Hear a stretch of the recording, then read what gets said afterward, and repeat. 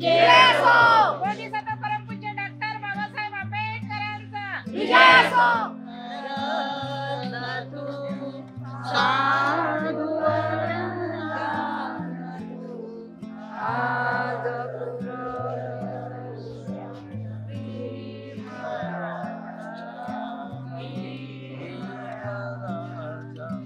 सकल विद्यापति ज्ञान सदा संगति शास्त्र शास्त्रनामति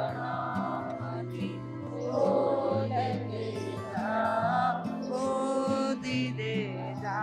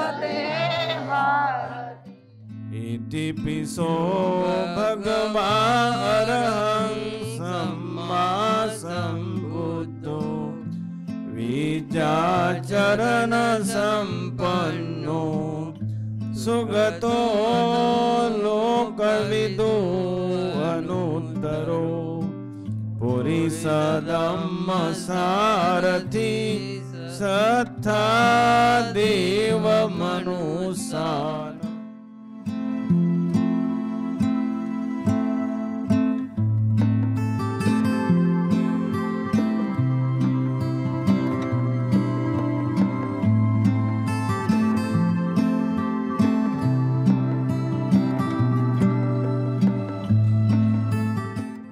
बुद्धो भगवाति स्वागतो भगवता धम्मो संदिठिको अकालिको ये ही पसिको ओपनेको.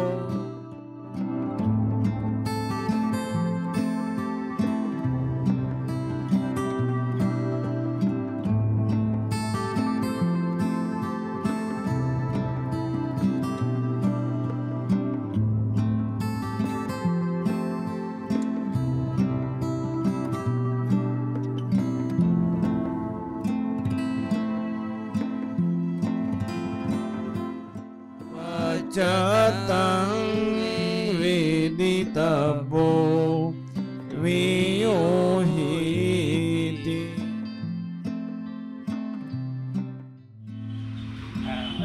महाकारुणिक तथागत भगवान बुद्धाची महाकारुणिक तथागत भगवान बुद्धाची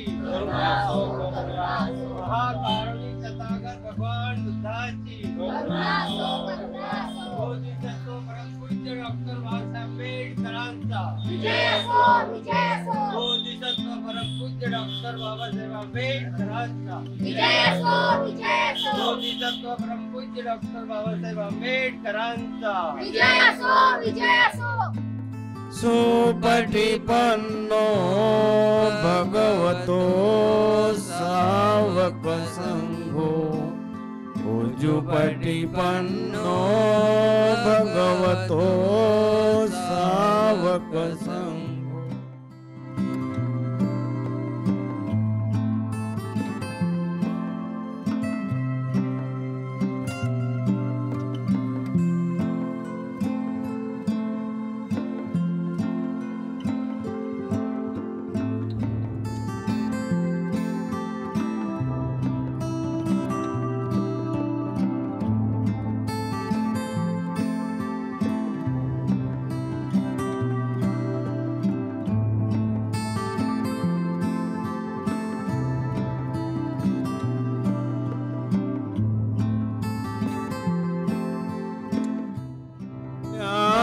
पटिपन्नो भगवतो सावक संघो सामीचि पटिपन्नो भगवतो सावक संघो यदिदं चत्तारि पुरीस युगानि अठ पुरीस पुगला एष भगवतो सावक संघो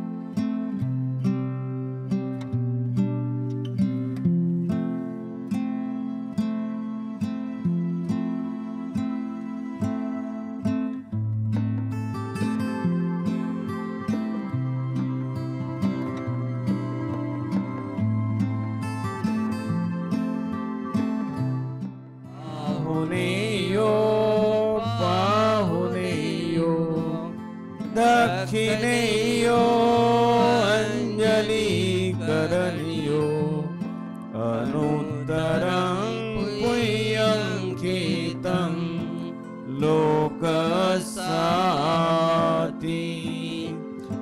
इमाय धम्मानुधम्म पटिपत्या बुद्धं पुजेमि इमाय धम्मानुधम्म पटिपत्या धम्मं पुजेमि इमाय धम्मानुधम्म पटिपत्या संघं पुजेमि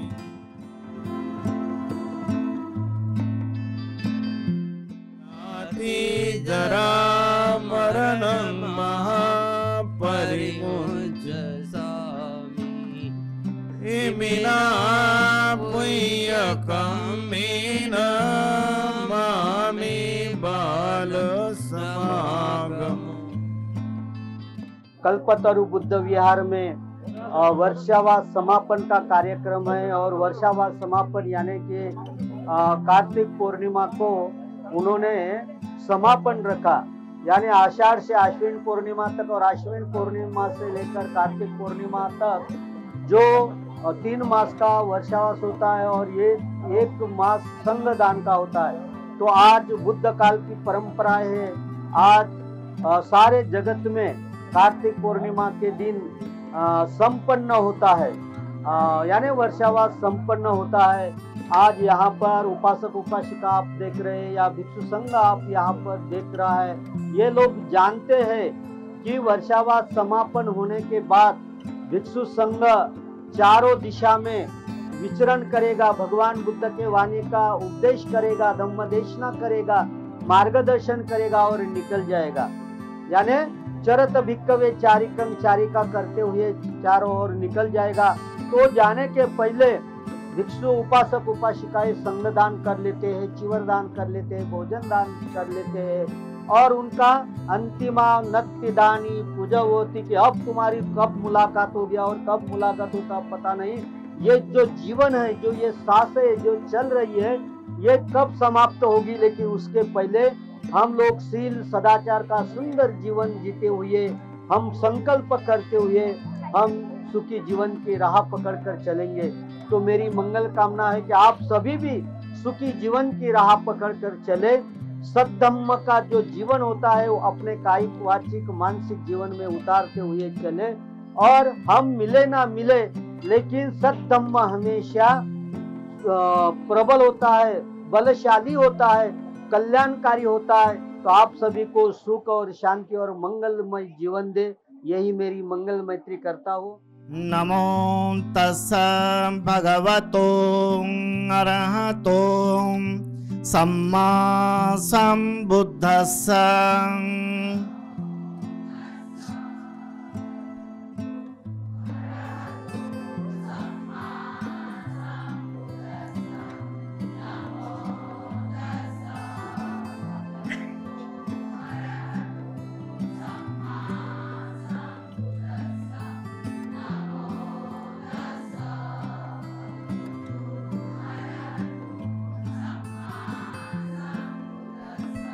बुद्धं शरणं गच्छामि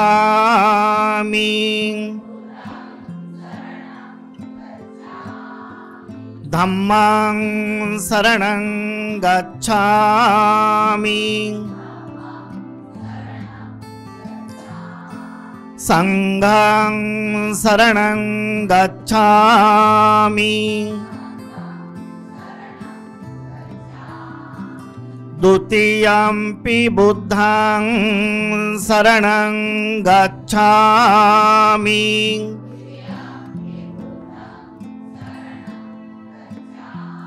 द्वितीयंपि धम्मं शरणं गच्छामि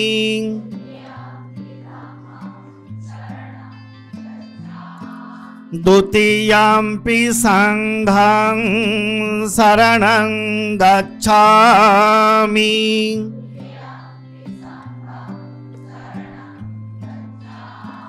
तृतीयंपि बुद्धं शरणं गच्छामि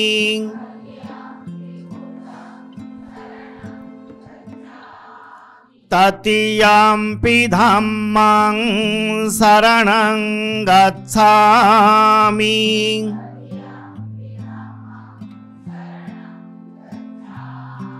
तृतीयंपि संघं शरणं गच्छामि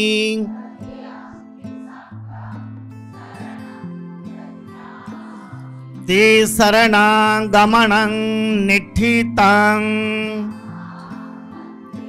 पाणातिपाता वेरमणिं सिक्खापदं समादयामि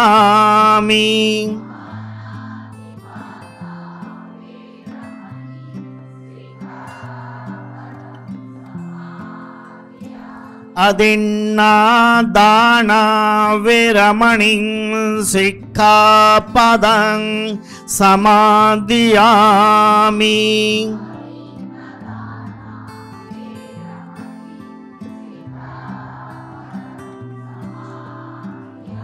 कामेषु मिथ्याचारा वेरमणिं सिक्खापदं समादयामि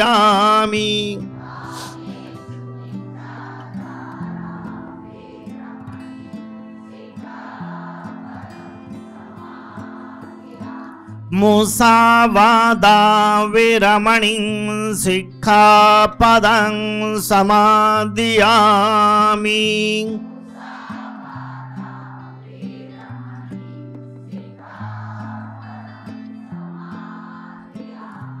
सुरामेरय मज्जपमादट्ठानां वेरमणिं सिक्खापदं समादयामि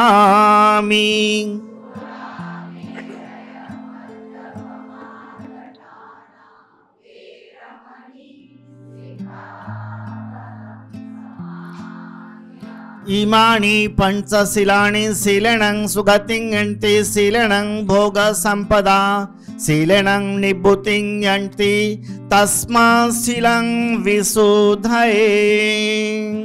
भिक्खू संघाची वर्षावासाची समाप्ती समापन या उद्देशाने आपण संपूर्ण श्रद्धा संपन्न उपासक आणि उपासिका विहारामध्ये उपस्थित झालात आणि आपण भिक्खू संघाला आता जीवनदान करणार आहोत। परिष्कार संघाला दान करायचं आहे आपल्याला। भिक्खू संघाला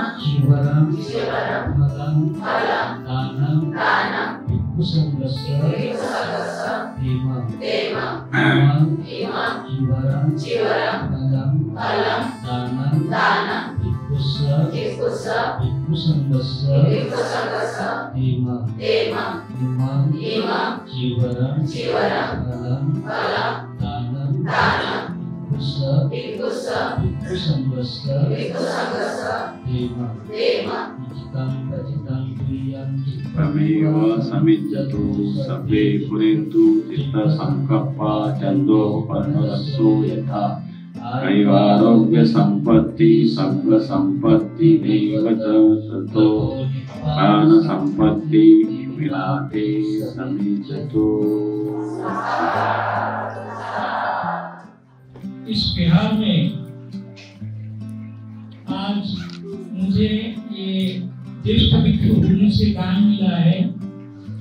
मैं इस दान का अनुमोदन करता हूँ। भगवान ने कहा है सभी दानों से धर्म का दान श्रेष्ठ है। इस बिहार में आज मुझे भिक्षु संघ के सम्मान के प्रति जो दान मिला है उसका मैं अनुमोदन करता हूँ। और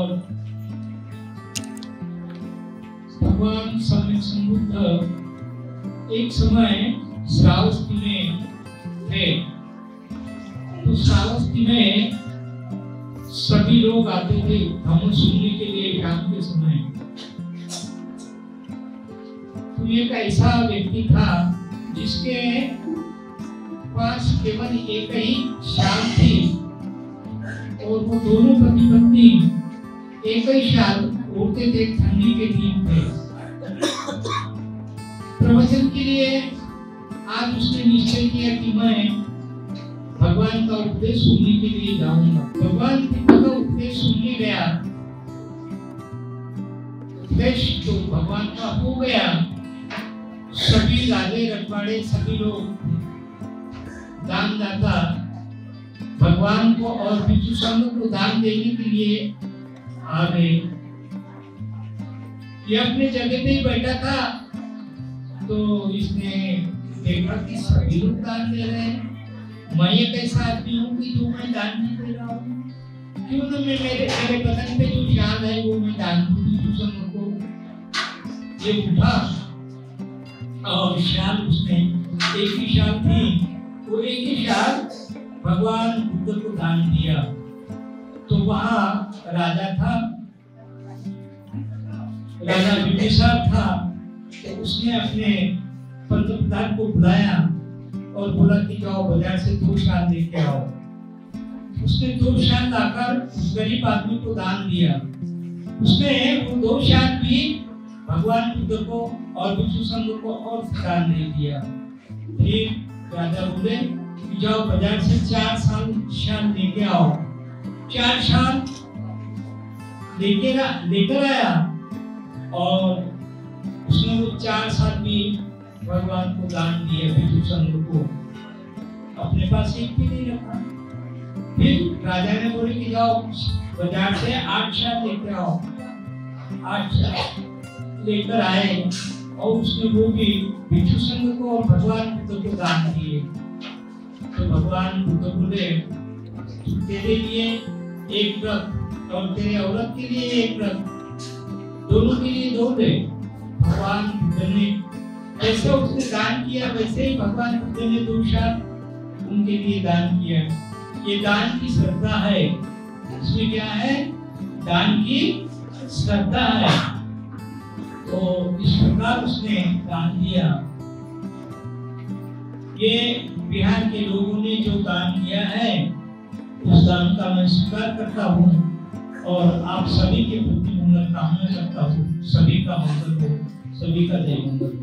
अश्विन पौर्णिमा ते कार्तिक पौर्णिमेपर्यंत ह्या काय असतात? पवारणा असतात। पवारणा म्हणजे सांगतात, त्याला आपण काय म्हणतो?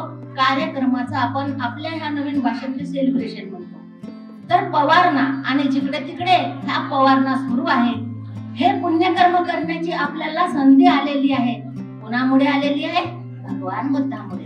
कोणामुळे आलेली आहे? भिक्षु संघामुळे। कारण की आज आपल्या हयातीमध्ये उपस्थित बुद्ध तर नाही आहे आणि धम्म आहे। आपण धम्माला जाणू शकत नाही, पण आपल्याला धम्माची चेतना देणारे, धम्माची चालना देणारे, धम्माच्या बाजूने वळवणारे कोण आहे? आपला आदरणीय भिक्षु संघ आहे। आणि या ठिकाणी खूप मोठा भिक्षु संघ उपस्थित झालेला आहे।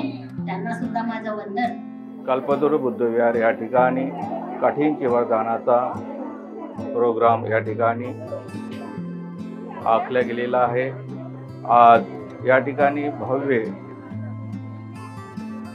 भिक्खू संघ उपस्थित राहून आज या ठिकाणी कठीण वरदानाचा प्रोग्राम या ठिकाणी होत आहे। आजचा ज्या तऱ्हेने प्रोग्राम होता त्या तऱ्हेने आम्ही पार पाडण्याचा प्रयत्न केलेला आहे। आजच्या प्रति सर्व श्रद्धा उपासक उपासिका बालबालिका सर्वांप्रती मंगल कामना करतो आणि या कल्पतरूमध्ये नेहमीप्रमाणे या ठिकाणी अनेक प्रकारचे कार्यक्रम राबवले जाते आणि या ठिकाणी अनेक प्रकारचे भिक्षू घडल्या जाते। अशा तऱ्हेचं आजचं हे व्याख्यान आहे।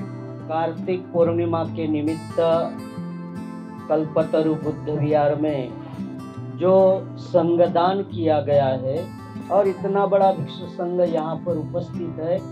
भिक्षु संघ ने उनका अनुमोदन किया है, प्रशंसा की है आपकी दान की, क्योंकि आपका ये जो दान है ये बुद्ध शासन के लिए है, धम्म देशना के लिए है, संघ शासन के लिए है।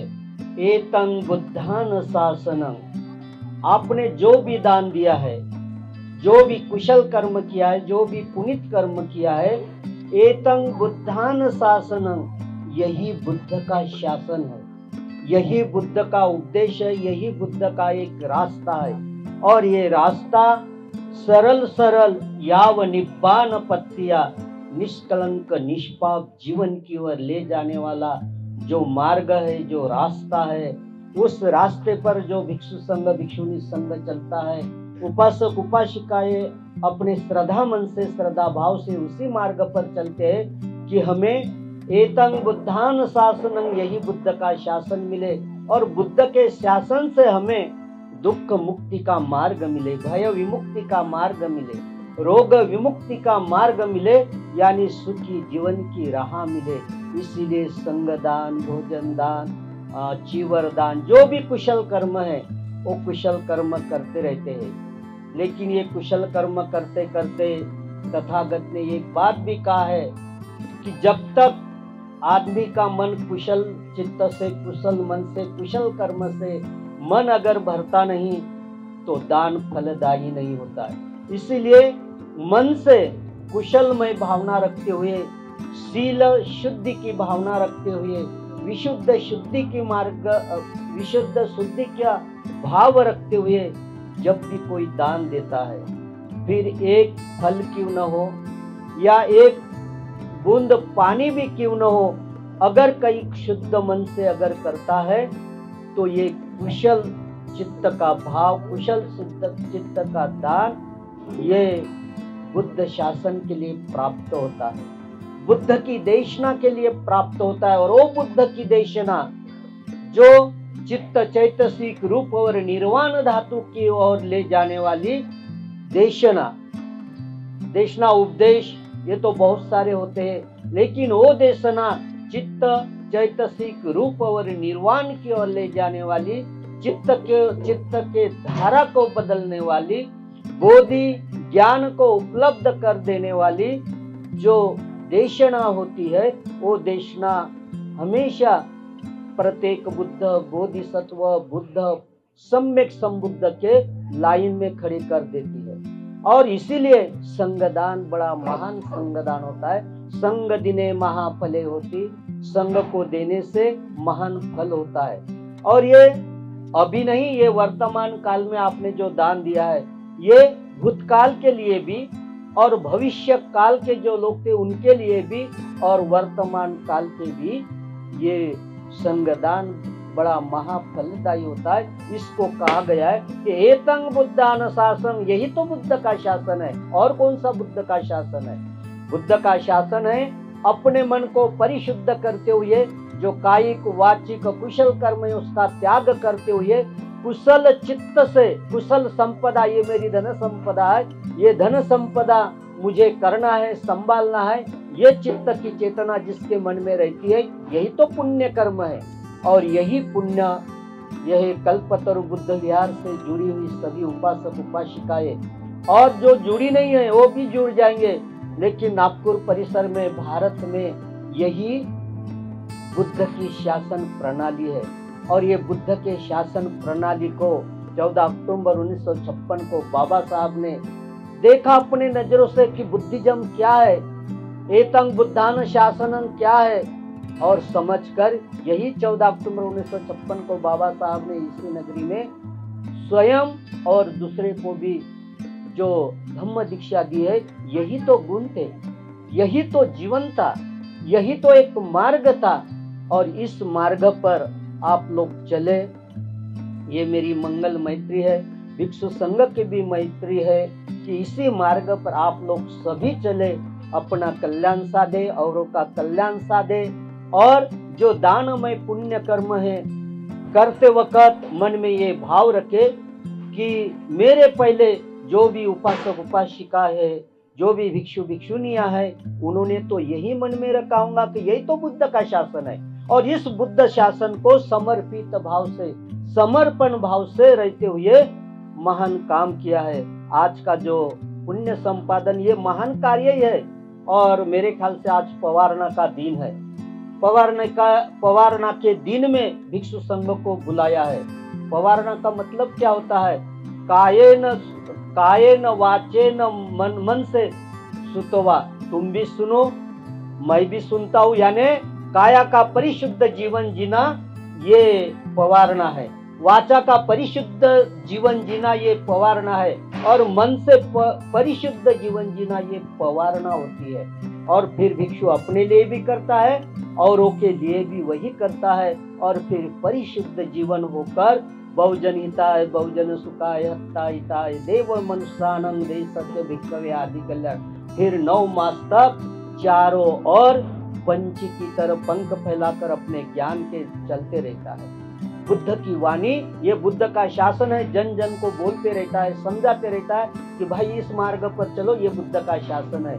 और ये पवारना होती है, कायेन सुकायेन वा सुतेन वा मनसा, यानी काया वाचा से परिशुद्ध जीवन होकर भिक्षु अपने जीवन को परिशुद्ध करते हुए औरों के लिए परिशुद्ध जीवन के लिए निकलता है। आप सभी ने दिया हुआ इस कुशल कर्म का भिक्षु संघ अनुमोदन करता है।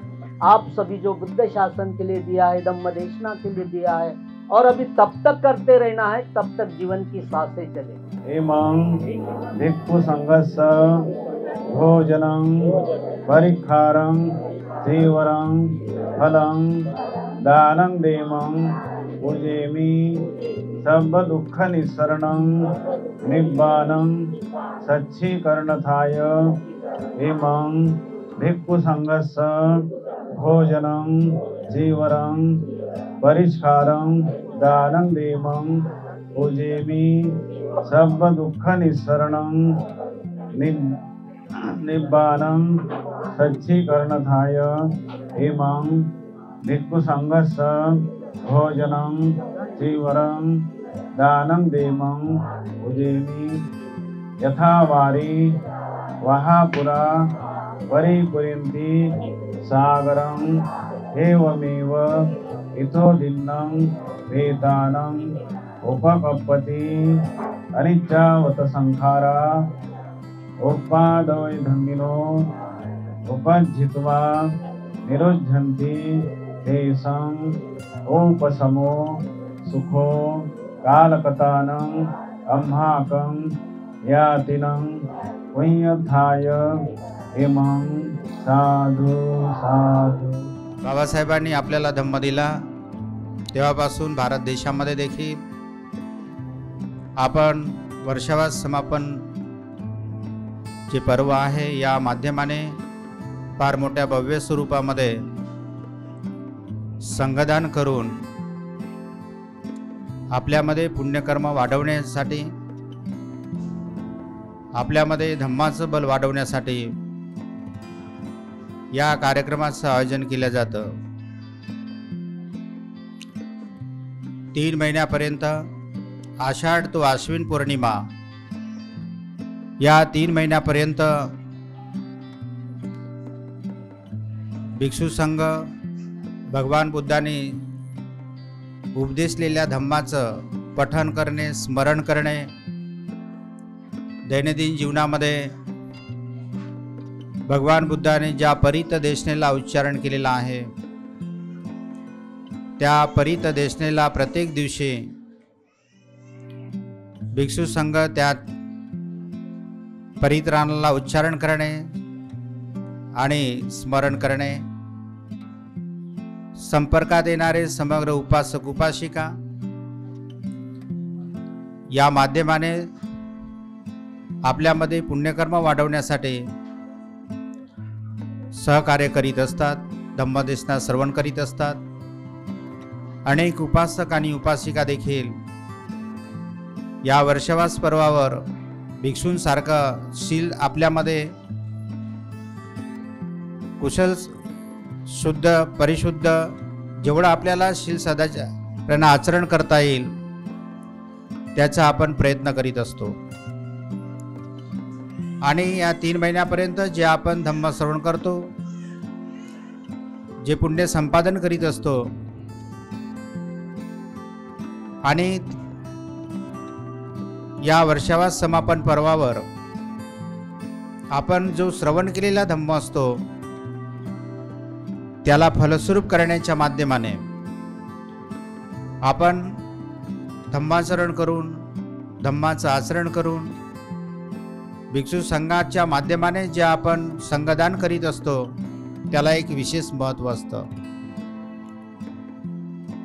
ज्या अनेक ठिकाणी कठीण चिवरदानाच्या माध्यमाने जे यामध्ये सहभागी होतात, या विशेष पुण्य संपादन कार्यक्रमामध्ये जे सहभागी होतात हे त्यांच्यासाठी फार महान पुण्यकर्म असतं की जे त्यांना या जीवनामध्ये फलमार्गाकडे घेऊन जाण्यासाठी, निर्वाण मार्गाकडे घेऊन जाण्यासाठी सहायक बनू शकते। आणि या समापन पर्वानंतर भिक्षू संघ जो आहे, जी बांधिलकी असते 3 महिन्यापर्यंतची, ज्या विहारांमध्ये त्यांनी अधिष्ठान केलेलं असतं, तर ते अधिष्ठान संपल्यामुळे त्यांना आता ज्या ठिकाणी कुठे 8-10 दिवस, कुठे 1 महिना, कुठे 2 महिने, कुठे कितीही दिवसपर्यंत त्यांना जाण्यास मार्ग मोकळा होतो। परंतु वर्षावास पर्वामध्ये मात्र ज्या ठिकाणी भिक्षू संघाने किंवा भिक्षूंनी अधिष्ठान घेतलेलं असेल त्या ठिकाणी त्यांना 3 महिन्यापर्यंत राहणे आवश्यक असतं आणि हा त्यांचा आयुष समजलं जातं। जेवढे ज्यांचे वर्षावास होतील ते त्यांचं आयु असतं। बरेचदा आपण पाहतो की उपासक वर्ग जो आहे अनेक विहारांमध्ये वर्षावास करीत असतात, परंतु वर्षावासाचा हा जो कार्यक्रम आहे, हा वर्षावासाचा कार्यक्रम प्रामुख्याने भिक्षूंसाठी असतो। जे उपसंपादित भिक्षू असतात त्यांच्यासाठी हा कार्यक्रम विशेष स्वरूपाचा असतो। उपासकांना फक्त पुण्य संपादन करण्यासाठी, भिक्षू संघाच्या दिनचर्या दैनंदिन गरजा पूर्ण करण्यासाठी आपण जे सहाय्यक बनतो त्या माध्यमाने आपल्याला धम्माचरण करणे, श्री सदाचाराचं आचरण करणे आणि दान देणे, ज्यामुळे आपल्यामध्ये फलांचा मार्ग मोकळा होईल, निर्वाणाचा मार्ग मोकळा होईल। याकरिता आपण या संघदानाच्या कार्यक्रमांमध्ये सहभागी होत असतो। श्री सदाचाराचं आचरण करून केलेलं दान आपल्यासाठी महाफलदायी असते आणि तेही भिक्षू संघाला केलेलं दान, भिक्षू संघाला केलेलं दान महाफलदायी असते। जो भिक्षू संघ आपण पाहतो की ज्या संघ वंदनेमध्ये ज्या संघाच्या गुणांचे आपण स्मरण करतो, तर हा जो संघ आहे, ए पुग्गलाट सतम पसत्ता चत्तार येतार युगारी हुंती ते दक्किने या सुगतस सावका येते सुदिनानी महात्फलानी. तर संघाच्या गुणाचं जे स्मरण आहे, संघ गुणाच्या स्मरणामुळे, बुद्ध गुणाच्या स्मरणामुळे, धम्म गुणांच्या स्मरणामुळे, त्याचप्रमाणे शिलानुस्मृतीमुळे, त्यागानुस्मृतीमुळे आपण आपल्यामध्ये या वर्षावास पर्वामध्ये अधिकाधिक आपल्या कायावाचा मनाला परिशुद्ध करीत असतो. आपल्या कायावाच्या मनात जे काही आपल्यामध्ये कुठल्याही प्रकारचे कायावाच्या मनाने दोषकर्म घडलेस, तर त्या कायावाच्या मनाच्या दोषकर्मातून आपली परिशुद्धी होण्यासाठी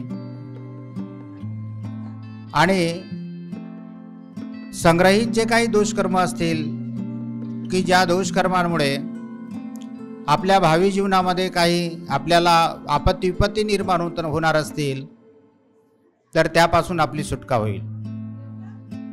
हे संघाचे एक उत्तम रतन आहे. किंचापि शोकम करोति पापक कायेन वाचा उदचेत सावा अबब्ब सोतस पटिच्छदाये अबब्बतादिटी पदसौता इदंपि संघे रतनं पनीतं एतेन सच्चेन सुवती होतो. यामध्ये आपण संघाच्या गुणांचं जे स्मरण करतो, की ज्या संघाच्या शरणागमनाने, संघाच्या गुणाच्या स्मरणाने, संघाचं हे एक उत्तम रतन आहे की ज्यामुळे आपल्या कायावाचा आणि चित्तामधील जे काही दोष आहेत, तर त्यापासून मुक्त होण्यासाठी आपण याचना करीत असतो, शरणागमन करीत असतो. आपण प्रथम क्षमायाचना करता कुठल्याही प्रकारच्या कार्यक्रमाची सुरुवात करीत असताना, धम्मदेशनेची सुरुवात करीत असताना, शील ग्रहण करण्यापूर्वी, तर ह्या क्षमा याचनेने, पाप देशनेने आणि शरणागमनाने जे आपण अत्यादेशना, अत्याभाव, जे आपण धम्मदेशना आणि धम्मश्रवण या माध्यमाने आपण जे आपल्यामध्ये शीलमय, दानमय, भावनामय पुण्यकर्मांची वाट करीत असतो, ज्यामुळे आपल्यामधील दान पारमितीची वाढ होत असते. संघाच्या माध्यमाने जे आपण देशना श्रवण करीत असतो आणि ही जी श्रोतमय प्रज्ञा आपल्यामध्ये वाढत असते, जेव्हा आपल्यामध्ये श्रोतमय प्रज्ञा वाढेल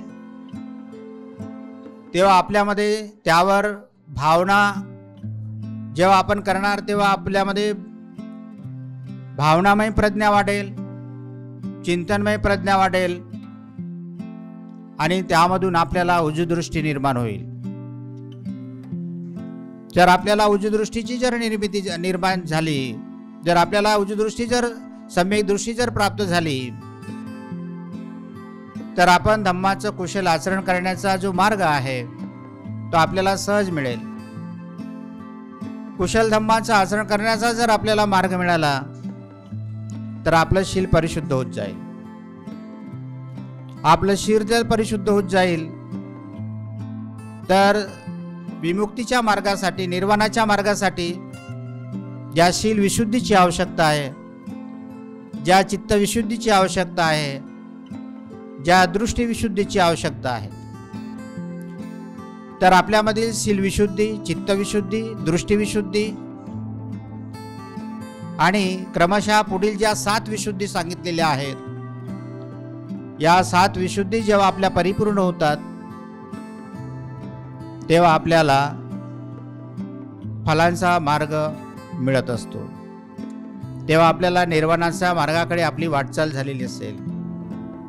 यासाठी जे जे भगवान बुद्धाच्या धम्मदेशनेमध्ये आपल्याला मार्ग सांगितलेले आहेत, आपण जे काही आपल्यामध्ये जे संकल्प करीत असतो कुशल धम्माचरण करण्याचे, तर त्यांना सफल करण्यासाठी, आपण केलेल्या संकल्पांना यशस्वी करण्यासाठी आपल्याला सहज त्यापर्यंत पोहोचण्यासाठी आपल्याला या पुण्यकर्मांची आवश्यकता असते. बरेचदा आपण पाहतो की आपण खूप काही प्रयत्न करीत असतो एखादा संकल्प करून, परंतु जर तो संकल्प जर आपण प्रयत्न करूनही सहजासहजी पूर्ण होत नाही, तेव्हा आपण निराश होतो. बरेच लोक निराशेतून अनेक मार्गाचा अवलंब करतात, अनेक गैरमार्गांचा अवलंब करतात आणि शीलाच्या विसंगत आचरण करतात, शीलाच्या विरोधात आचरण करतात. आपल्या संकल्प करण्यासाठी प्रयत्न जर पूर्ण होत नसेल तर सुसाईडचे मार्ग देखील अवलंबन करतात. परंतु जेव्हा आपण पाहतो की काही लोक आपल्यामधील पुण्यकर्मांच्या बलाने सहज सफल होतात आणि आपण मग त्यांची तुलना करतो की काही लोक आपल्या हातात जे काम घेतात ते सहज पूर्ण करतात, काही लोक आपल्या हातात काम घेऊन ते त्यामध्ये असफल होतात. आणि आपल्या जीवनामध्ये 90% लोक असफल होतात. आपण प्रत्येक संकल्पांना, प्रत्येक आपल्या केलेल्या संकल्पांना पूर्णच करतील असं नाही, आपल्या उद्देशाला संपूर्ण पूर्ण करतील असं नाही. 8-10% लोक आपण केलेल्या उद्देशाला सहज पूर्ण करतात. त्यामधून काही लोक फार मोठ्या कष्टाने 10-20% लोक आपल्या संकल्पापर्यंत पोहोचतात. काही लोक तर त्यापर्यंत पोहोचण्याचा त्यांना सगळा मार्गच नसतो, अंधार असतो. म्हणजे आपल्या जीवनामध्ये सफल होण्यासाठी, आपल्या जीवनामध्ये यशस्वी होण्यासाठी आपण सगळे जरी प्रयत्न करीत आहोत, सगळे जरी संकल्प करीत आहोत, परंतु सगळेच आपण सफल होतो असं नाही. सफल होण्याचा जो पर्सेंटेज आहे ते फार कमी आहे आणि त्याच्या पाठीशी हे कारण आहे की जो व्यक्ती आपल्या जीवनामध्ये सहज सफल होतो त्याचा आपण अभ्यास केला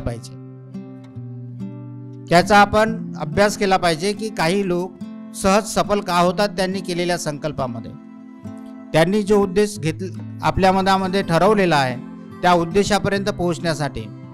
आणि हा संकल्प कुशल संकल्प असला पाहिजे, संकल्प हा सम्यक संकल्प असला पाहिजे. जर तो सम्यक संकल्प जर नसेल आणि आपली जर योग्यता नसेल आणि त्यासाठी जर आपण कितीही जरी प्रयत्न केले तरी त्यापर्यंत पोहोचणे कठीण असते. त्यामुळे आपला जो संकल्प आहे हा संकल्प कुशल संकल्प असेल, सम्यक संकल्प असेल आणि त्यासाठी आपले जे प्रयत्न आहेत ते कुशल प्रयत्न असतील आणि त्याला पूर्ण करण्यासाठी आपल्या पाठीशी असायला पाहिजे जे पुण्यकर्म असेल, जे पुण्यकर्म आपल्या धम्माच्या मार्गाने आलं असेल, धम्माचरणाच्या मार्गाने आले असेल, संघदानांच्या माध्यमाने आले असेल, आपल्या मातापित्यांच्या माध्यमाने आले असेल, आपल्या महापुरुषांच्या माध्यमाने आलेले असेल, की त्याचं आपण स्मरण केलं पाहिजे.